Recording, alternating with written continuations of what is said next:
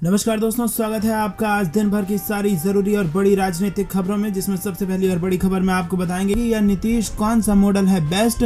बिहार में आमने सामने बीजेपी और जेडीयू, और देश में फिर से पैर पसार रहा है कोरोना संक्रमण। किस राज्य में कितने मिले मरीज आपको बताएंगे दोस्तों। हर एक खबर की गहराई में ले जाएंगे, लेकिन उससे पहले अगर आप भी महंगाई के मोर्चे पर ये मानते हैं कि मोदी सरकार फेल हो गई है तो आप अभी इस वीडियो को लाइक कीजिए और हर रोज की इस प्रकार की राजनीतिक खबरों के लिए चैनल को सब्सक्राइब करके रख लीजिए और घंटी बजाकर कमेंट में लिखिए जय हिंद। दोस्तों रुक करते हैं सबसे पहली और बड़ी खबर की तरफ। या नीतीश कौन सा मॉडल बेस्ट। बिहार में आमने सामने बीजेपी और जेडीयू। जी हाँ दोस्तों, उत्तर प्रदेश में बीजेपी की प्रचंड जीत का सबसे ज्यादा सियासी असर बिहार में हुआ है।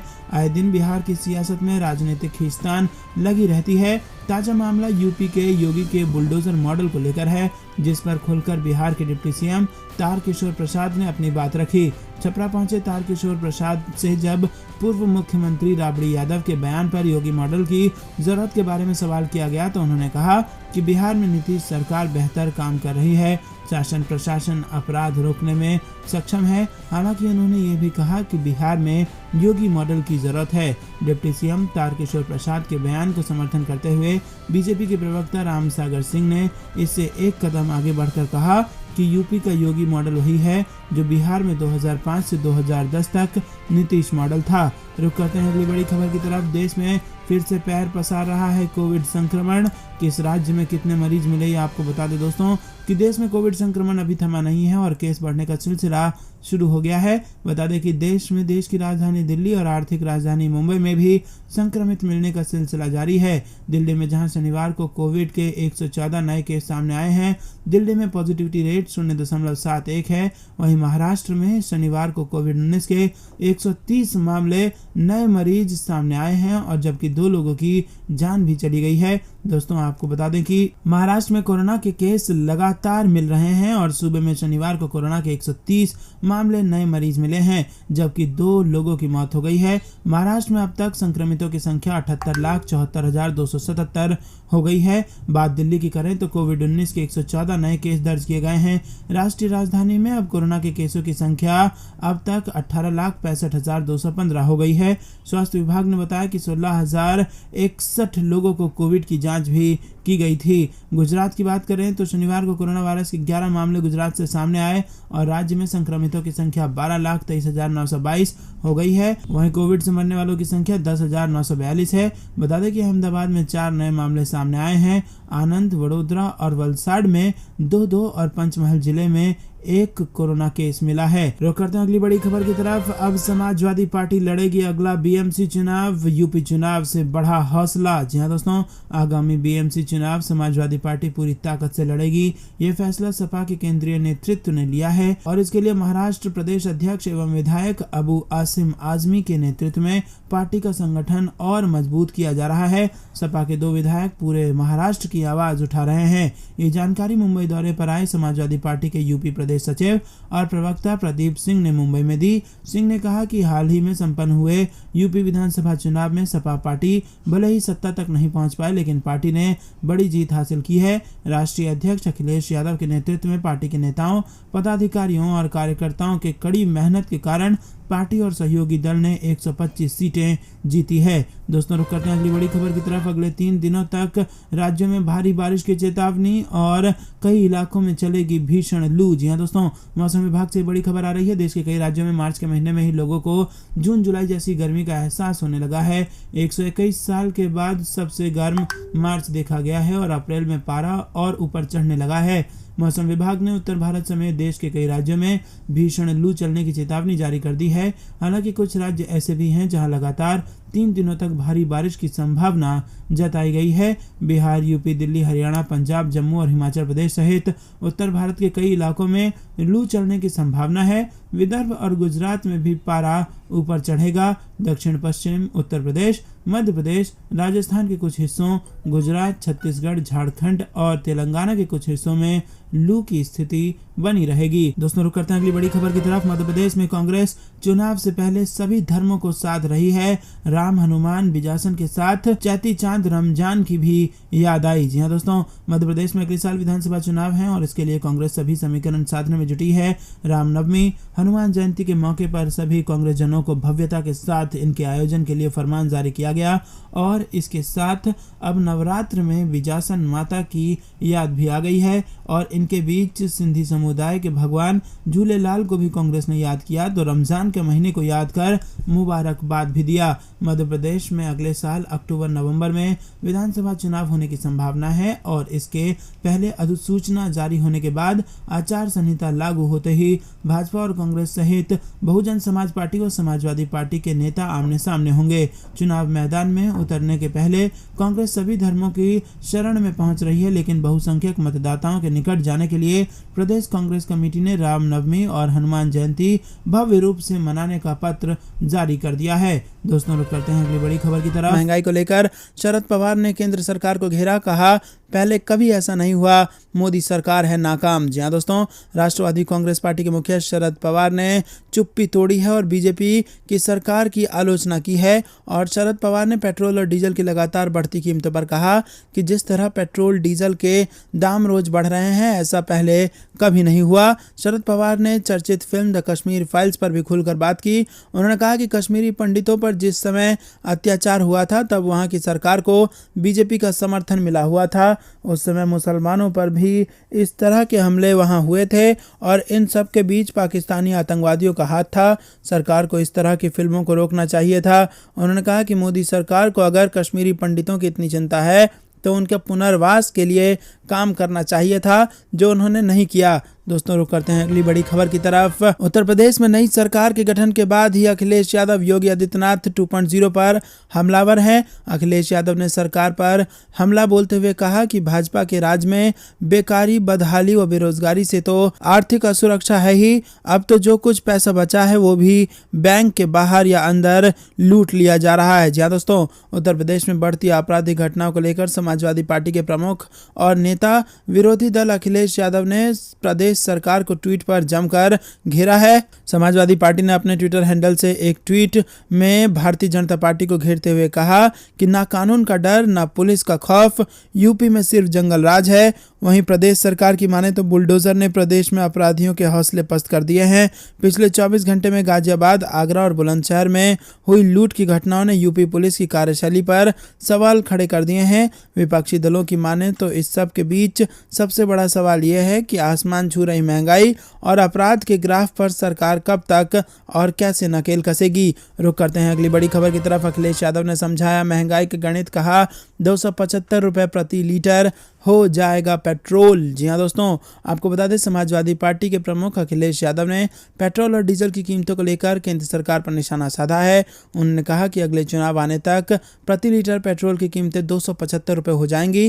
साथ ही उन्होंने इस आंकड़े को लेकर पूरा गणित भी समझाया है। खास बात है कि शनिवार को बीते 12 दिनों में 10वीं बार ईंधन की कीमतों में इजाफा दर्ज किया गया है। उन्होंने ट्वीट किया कि जनता कह रही है कि 80 पैसे प्रतिदिन या लगभग 24 रुपये महीने के हिसाब से पेट्रोल के दाम यूं ही बढ़ते रहे तो अगले जो चुनाव नवंबर-दिसंबर में होंगे, इस बीच 7 महीने में दाम लगभग 175 रुपये बढ़ जाएगा। मतलब 100 रुपये प्रति लीटर से बढ़कर 275 रुपये हो जाएगा। ये है भाजपाई महंगाई का गणित और शनिवार को डीजल की कीमतों 100 रुपये के आंकड़े को पार कर गई। दोस्तों, रुक करते हैं अगली बड़ी खबर की तरफ। कांग्रेस का मास्टर स्ट्रोक, पीसीसी चीफ के लिए पायलट की ताजपोशी तय। जानिए क्या है कांग्रेस हाईकमान का प्लान। जी हाँ दोस्तों, राजस्थान विधानसभा चुनाव 2023 से पहले कांग्रेस ने मास्टर स्ट्रोक खेलने की तैयारी कर ली है। पायलट समर्थकों की माने तो राजस्थान प्रदेश कांग्रेस अध्यक्ष पद पर सचिन पायलट की ताजपोशी तय हो गई है और जिस तरह पायलट के निवास स्थान पर समर्थकों का जमावड़ा लग रहा है, उसे देखकर ऐसा ही लग रहा है कि सचिन पायलट फिर से पीसीसी चीफ की जिम्मेदारी संभालने जा रहे हैं। फिलहाल पायलट समर्थकों का कहना है कि कुछ दिन इंतजार करना पड़ेगा, लेकिन समर्थकों ने पायलट के पीसीसी चीफ बनने का दावा किया है। राजस्थान कांग्रेस प्रभारी अजय माकन जिस तरह से सभी विधायकों, मंत्रियों और ब्लॉक अध्यक्षों के साथ मीटिंग ले रहे हैं, उसे देखकर लगता है कि कांग्रेस आलाकमान जल्द ही राजस्थान में संगठन स्तर पर फेरबदल करेगा। प्रदेश प्रभारी अजय माकन 3 अप्रैल को राजधानी जयपुर पहुंच गए हैं। दोस्तों रुक करते हैं अगली बड़ी खबर की तरफ। मोदी जी रोजाना पेट्रोल डीजल की कीमत बढ़ाकर गुड मॉर्निंग गिफ्ट देते हैं और महंगाई पर कांग्रेस का तंज। जी हां दोस्तों, देश भर में बढ़ती महंगाई को लेकर हाहाकार है। वहीं कांग्रेस महंगाई मुक्त अभियान चला रही है। इस बीच कांग्रेस ने पेट्रोल डीजल रसोई गैस और अन्य वस्तुओं की कीमतों में बढ़ोतरी को लेकर शनिवार को प्रधानमंत्री नरेंद्र मोदी पर जमकर हमला बोला। कांग्रेस पार्टी के मुख्य प्रवक्ता रणदीप सुरजेवाला ने आरोप लगाया है कि हाल के दिनों में ईंधन और जरूरी वस्तुओं की कीमतों में बढ़ोतरी के कारण जनता पर 1,25,407 करोड़ का अतिरिक्त बोझ पड़ा है। उन्होंने कहा कि इस देश में महंगाई अब इवेंट बन गई है और देश महंगी मोदीवाद से पस्त और त्रस्त है। भाजपा की चुनावी जीत लूट का लाइसेंस बन गई है। सुरजेवाला ने आरोप लगाया है कि 1 अप्रैल से जो महंगाई बढ़ाई गई है उससे जनता पर 1,25,407 करोड़ रुपए का बोझ पड़ गया है। रुक करते हैं अगली बड़ी खबर की तरफ जो कि उत्तर प्रदेश से आ रही है। उत्तर प्रदेश में जून से बढ़ेंगी बिजली बिल की दरें। नियामक आयोग ने बिजली कंपनियों से मांगा टैरिफ प्लान। जी हां दोस्तों, पेट्रोल डीजल सीएनजी तथा गैस सिलेंडर के लगातार बढ़ते दाम के बाद अब उत्तर प्रदेश के लोगों को बिजली का झटका लगेगा। माना जा रहा है कि सरकार जून से बिजली महंगी कर सकती है। वहीं आपको बता दें कि उत्तर प्रदेश में सिंचाई को छोड़कर घरेलू सहित अन्य सभी श्रेणियों की बिजली दरें बढ़ सकती हैं। सरकार ने सिंचाई के लिए बिजली मुफ्त में देने की घोषणा की थी और इसी कारण किसानों को राहत है। सरकार का बिजली विभाग में 6700 करोड़ रुपए के घाटे की भरपाई करने के लिए मौजूदा दरें बढ़ाने का प्रस्ताव है और भाजपा की दोबारा नई सरकार बनते ही उत्तराखंड में बिजली महंगी होने के बाद अब उत्तर प्रदेश में भी बिजली की दरें बढ़ने की उल्टी गिनती शुरू हो गई है। प्रदेश में सिंचाई छोड़कर घरेलू सहित अन्य सभी श्रेणियों को बिजली दरों में अब थोड़ी बहुत बढ़ोतरी तय मानी जा रही है। बढ़ी हुई दरें जून से लागू हो सकती हैं। दोस्तों रुक करते हैं अगली बड़ी खबर की तरफ। शिवराज सरकार विरोधी हुए बीजेपी के कई नेताओं के स्वर और उमा भारती खुलकर कर रही हैं शराब नीति का विरोध, जिसके बाद मध्य प्रदेश में भाजपा को लग सकता है बड़ा झटका। जहां दोस्तों एमपी के मुख्यमंत्री शिवराज सिंह चौहान अब अपनी ही पार्टी के नेताओं के निशाने पर हैं। हाल ही में नागपुर से लौटी पूर्व मुख्यमंत्री उमा भारती लगातार शिवराज सरकार के खफा नजर आ रही है और पिछले दिनों उन्होंने शिवराज सरकार की शराब नीति पर भी खुलकर निशाना साधा था और इस मुद्दे को लेकर उन्होंने कई ट्वीट भी किए थे, जिसके बाद ये बात जग जाहिर हो गई है कि भाजपा शासित राज्य मध्य प्रदेश में शराब की बेरोक-टोक बिक्री हो रही है, जबकि गैर बीजेपी सरकार वाले राज्यों में शराबबंदी के दबाव बनाए जाते हैं। गौरतलब है कि उमा भारती ने शिवराज सरकार की शराब नीति के खिलाफ शुक्रवार को सिलसिलेवार कई ट्वीट किए और उन्होंने अपने एक ट्वीट में कहा कि मैं मध्य प्रदेश की महिलाओं एवं बेटियों के साथ हूँ। शराबखोरी के शिकार हो गए बेटों के लिए भी चिंतित हूँ। उनकी इज्जत एवं जान पर खेलकर हम राजस्व कमा रहे हैं, इस पर मैं शर्मिंदा हूँ। दोस्तों रुक करते हैं अगली बड़ी खबर की तरफ। बिहार विधान परिषद का चुनाव सभी केंद्रों से होगी लाइव वेबकास्टिंग। शाम 4 बजे तक 23 केंद्रों पर डाले जाएंगे वोट। जहां दोस्तों बिहार विधान परिषद चुनाव के लिए पटना जिले में 23 मतदान केंद्र बनाए गए हैं और 4 अप्रैल को सुबह 8 बजे से शाम 4 बजे तक मतदान होगा। प्रत्येक मतदान केंद्र पर 4 कर्मियों की तैनाती की गई है। सभी केंद्रों पर वोटिंग की लाइव वेबकास्टिंग होगी। इससे मतदान केंद्रों की स्थिति हिंदी भवन बने कंट्रोल रूम से देखा जा सकेगा। दोस्तों रुक करते हैं अगली बड़ी खबर की तरफ। दिल्ली में तजिंदर पाल सिंह बग्गा के घर पहुंची पंजाब पुलिस। अरविंद केजरीवाल को लेकर दिया था विवादित बयान। जी हां दोस्तों, भारतीय जनता पार्टी नेता तजिंदर पाल सिंह बग्गा ने दावा किया कि पंजाब पुलिस के अधिकारियों की एक टीम दिल्ली पुलिस को बताए बिना उन्हें गिरफ्तार करने शनिवार को उनके घर पहुंच गई। बग्गा दिल्ली के मुख्यमंत्री अरविंद केजरीवाल के खिलाफ कथित अपमानजनक ट्वीट को लेकर आम आदमी पार्टी के निशाने पर आए थे। दिल्ली भाजपा के प्रवक्ता तजिंदर पाल सिंह बग्गा ने शनिवार को एक ट्वीट में दिल्ली पुलिस और पश्चिम जिला डीसीपी को टैग करते हुए कहा कि Punjab police car number PB65AK1594 स्थानीय पुलिस को सूचित किए बिना मुझे गिरफ्तार करने के लिए मेरे घर पहुंची। अब वो मेरे दोस्तों के पते ट्रैक कर रही है और उनके घरों में जा रहे हैं और अभी तक मुझे मेरे खिलाफ FIR थाने धाराओं की कोई जानकारी नहीं है। बग्गा भारतीय जनता युवा मोर्चा के राष्ट्रीय सचिव भी हैं और इससे पहले उन्होंने कई ट्वीट करके